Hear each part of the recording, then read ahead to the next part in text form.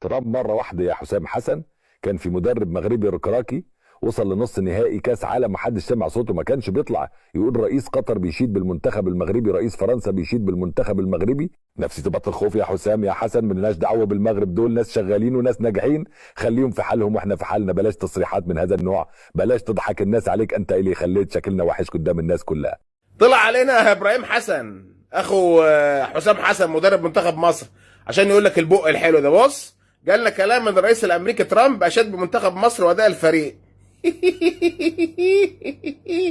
لا، مش ترامب بس، ده ترامب وام ترامب وابو ترامب وخال ترامب وعيال ترامب والشارع اللي ساكن فيه ترامب والناصيه اللي ساكن فيها ترامب والناس اللي شغالين عند ترامب واداره ترامب ونائب ترامب ووزير دفاع ترامب وريتشارد نيكسون وابراهيم لينكولن وابراهيم ابو دراع وروزفلت وكل رؤساء امريكا، كل رؤساء العالم اشادوا باداء منتخب مصر امام منتخب نيوزيلندا اللي بيحتل المرتبه 85 عالميا، اللي كانت الكويت في الثمانينات بتاخده في دوره اسيا رايح جاي غسيل ومكوى. بس عشان بس الامور تكون واضحه. لا بس اهم من دول كلهم اشاد بيكم ابستين الصراحه، انت واخوك، وبيقول لك عدوا عليه في الجزيره انتوا الاثنين علشان في كلام كبير قوي عايز اقوله لكم بس مش هينفع هنا، فعدوا عليه، هو مستنيكم وموضب العده ورافع المنجله والدنيا معاه رايقه. عدوا عليه هناك بس اقول لكم حاجه حلوه بس وبقول لي كده، صور لي كده الدنيا عملت ايه عشان نرفعه بلس 18. الترامب اشد بيال. بعدنا يعني باخبار المونديال ونروح لملاعب المونديال بشوارع امريكا. بنحكي عن قميص المنتخب المغربي يلي عامل حاله مش طبيعيه بالمره، ومعهم حق الصراحه، يعني مين ما بحب المغرب؟ برضه كلنا بنحبها.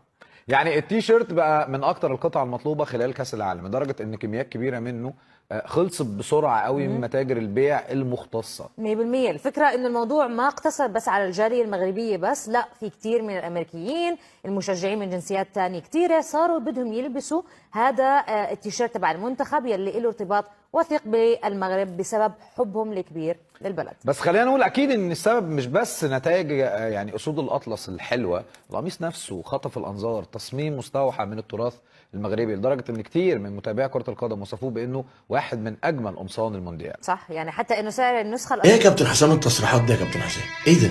تصريحات مسيئه جدا وسيئه جدا، فضح مصر كلها في المغرب. حسام حسن لازم يتحاسب على لسانه، الراجل لازم يفهم هو مدرب بيمثل مصر مش بيمثل نفسه. بيقول كلام الحقيقه بيضايقنا احنا كمصريين قبل ما يضايق المغاربه. بعد ما طلع في المؤتمر الصحفي اتكلم بكل عنف وهجوم على الكل، وان مصر ام العرب وام افريقيا، وان اللي بيشجع ضدنا محروق مننا وغيران مننا، واحنا معانا 7 كاس افريقيا. ايه ده؟ مفيش كده ابدا، مفيش حد بيقول كده ابدا، مفيش يعني اسوأ من كده تصريحات ممكن تتقال في الدنيا. بجد انت ما تستحقش تبقى مدير الفني لمنتخب مصر، وبلاش الحجج اللي انت طالع بتقولها. جمهور المغرب شجع جمهور السنغال ومش شجع وبتاع، دي شماعه انت حضرتك بتعلق عليها اخطائك. ايه مالك يا حسام؟ انت بتعلق اخطائك الفاشله على الجمهور المغربي، اتقوا الله. حسام حسن عمال بيلوم العالم كله الا نفسه، وهجوم على الكل وتبريرات للخساره، وان احنا اصل احنا خدنا يوم اقل واحنا سافرنا وغيرنا ما سافرش، والكلام الفارغ ده يا جماعه عيب. يعني فندق 5 نجوم في طنجه يقول لك عليه بنسيون. يا جدعان حد يتصل بيه ويقول له كده ما يصحش، وبلاش الكلام ده يعني بسيون والناموس مش عارفين ننام، كل الحاجات دي خلاص بهدلتونا يا جماعه. يا ريت حد يتدخل ويروحنا، يعني بلاش، كفايه كده في المغرب الصراحه.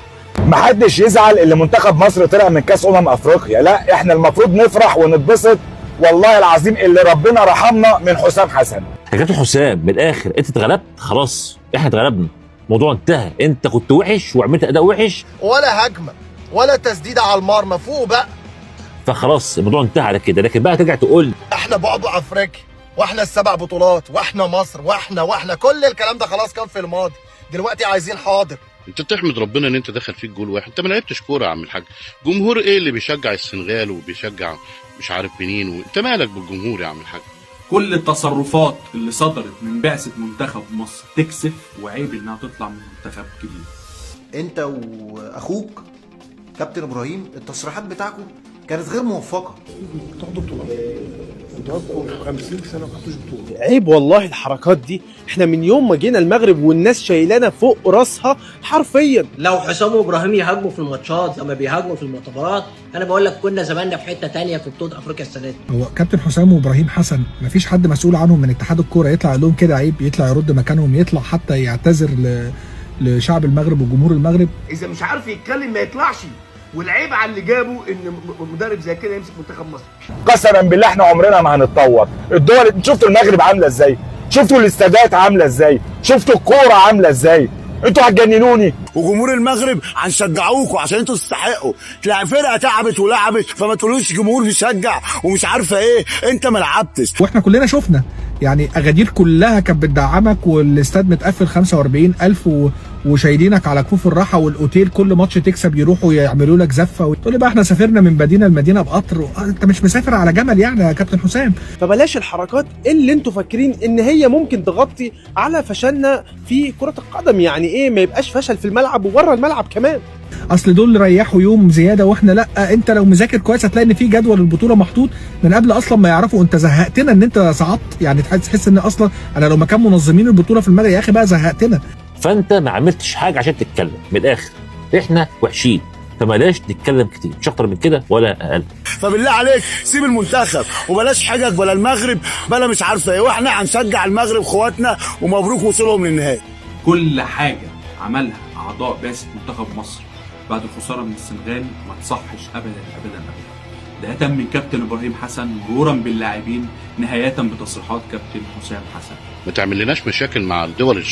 سبحان الله، من احلى واجمل فنادق في اجادير وطنجه الى مقاعد بلاستيكيه في الولايات المتحده الامريكيه.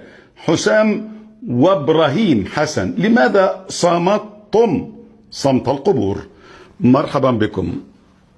كابتن حسام حسن، انا مش هتكلم عن ماتش امبارح والفنيات، هذه ليست اختصاصي يعني، لكن حسام وابراهيم لما كانوا في المغرب كانوا بعد كل مباراه يدخلوا المؤتمر الصحفي وكانهم لجنه تفتيش دوليه، يوزعون الملاحظات والانتقادات على كل شيء: الملعب، العشب، الطقس، الفندق، الجمهور، حتى اتجاه الريح ان لزم الامر.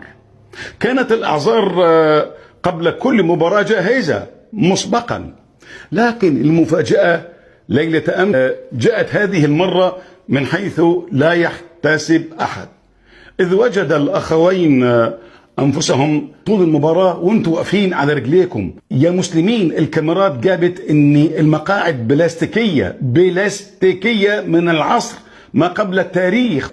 كنت انتظر منهما في المؤتمر الصحفي بعد مباراه البرازيل هما شكوى، طيب عتاب خفيف، لكن واضح ان هم عملوا حساب الحاج دونالد ترامب لان زعلوا مش حلو. فجأة اختفت الشكوى المعتادة وتبخر الحديث عن الملاعب غير المغطاة وأرضية الميدان وظروف الإقامة والبنسيون والقطار والناموس وهتافات الجماهير التي للأسف اعتبرها سي حسام حسن مؤامرة كونية ضد منتخب مصر في المغرب. في النهاية يا حضرات، تأكد للجميع أن معسكرات الVIP التي وفرتها المملكة المغربية لا يستحقها ناكر الجميل.